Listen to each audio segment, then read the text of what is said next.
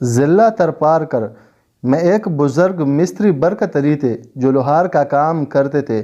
ایک دن ان کے پاس ایک قادیانی آیا اور آتے ہی اس نے مرزا قادیانی کو نبی ماننے اور سچا نبی ہونے پر یقین رکھنے اور پھر اس کے دین میں مستری صاحب کو داخل کرنے کے لیے تبلیغ شروع کر دی۔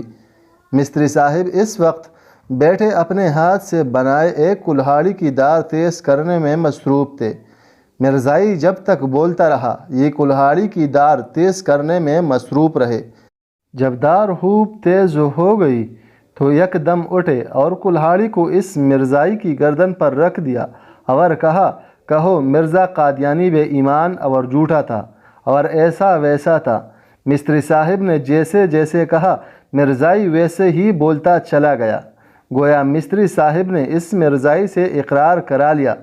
جب مستری صاحب مطمئن ہو گئے تو وہی کلہاڑی اس مرزائی کے ہاتھوں میں تما کر کہنے لگے، اب کلہاڑی میرے گردن پر رکھو اور مجھ سے کہو کہ حضور صلی اللہ علیہ وآلہ وسلم کی شان میں گستاخی کرو۔